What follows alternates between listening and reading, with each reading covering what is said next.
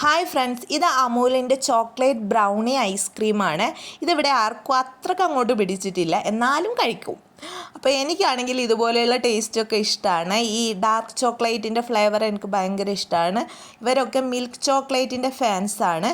അപ്പോൾ സാധാരണ evening time afternoon duty shift duty ഉണ്ടാവുമ്പോൾ ചായയും എന്തെങ്കിലും സ്നാക്സാണ് ചോദിക്കാറ്. ഇന്ന് പറഞ്ഞു നല്ല ചൂടാണ് പുറത്ത്, അതുകൊണ്ട് എന്തെങ്കിലും ജ്യൂസ് ഐറ്റംസോ ഫ്രൂട്ട്സോ അങ്ങനെ എന്തെങ്കിലുമൊക്കെ മതിയെന്ന്. അപ്പോൾ ഞാൻ വിചാരിച്ചു ചിക്കു ഷേക്ക് ഉണ്ടാക്കാം, പിന്നെ അതിൻ്റെ കൂട്ടത്തിൽ ഫ്രൂട്ട് സലാഡും. അപ്പോൾ ഈ ഐസ്ക്രീം കഴിക്കുമ്പോൾ കുറച്ച് ടേസ്റ്റ് ഉണ്ടാവുമല്ലോ, അത് രണ്ടും ചെയ്യാമെന്ന് വിചാരിച്ച്. അപ്പോൾ ഈ സപ്പോട്ട ഉണ്ടല്ലോ നല്ല സ്വീറ്റായിരുന്നു, അതുകൊണ്ട് തന്നെ അധികം ഷുഗർ ചേർക്കേണ്ട ആവശ്യം വന്നിട്ടില്ല. പിന്നെ എപ്പോഴത്തെയും പോലെ തന്നെ എൻ്റെ പാല് കട്ടയായിട്ടില്ല, അതുകൊണ്ട് പക്ഷേ തണുത്ത പാലായിരുന്നു.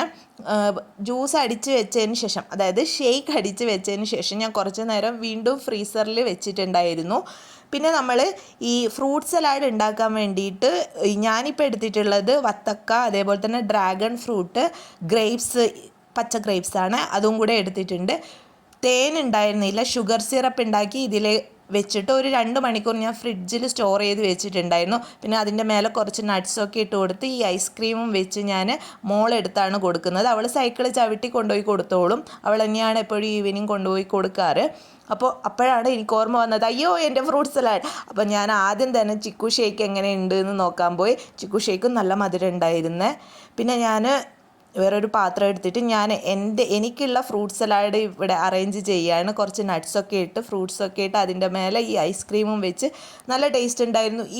ആ ഫ്ലേവർ ഇഷ്ടമില്ലാത്ത ആൾക്കാർക്ക് പോലും ഈ ഫ്രൂട്ട്സിൻ്റെ കൂടെ കഴിക്കുമ്പോൾ വേറെ തന്നെ ഒരു ടേസ്റ്റ് വരുന്നുണ്ട് കേട്ടോ, നല്ല ടേസ്റ്റ് ഉണ്ടായിരുന്നേ. ഈ ചൂട് കാലത്ത് ഇതുപോലെ ഫ്രൂട്ട്സും ജ്യൂസും നല്ല തണുത്ത വെള്ളവും തന്നെയാണ് കഴിക്കാൻ തോന്നുന്നത്. പക്ഷേ ഇത്രയും മധുരമുള്ള സാധനങ്ങൾ കഴിക്കാൻ പാടില്ല എന്നറിയാം, എന്നാലും എന്താ പറയുക, ചെറുപ്പത്തിലൊന്നും ഈ മധുരത്തിനോട് വലിയ താല്പര്യമൊന്നും ഉണ്ടായിരുന്നില്ലേ. കല്യാണം കഴിഞ്ഞതിന് ശേഷം ഈ ഒരു അടുത്തായിട്ടാണ് ഇതുപോലെ ഇത്രയും അധികം സ്വീറ്റ്സ് അകത്താക്കാൻ തുടങ്ങിയത്. എന്താവോ എന്തോ.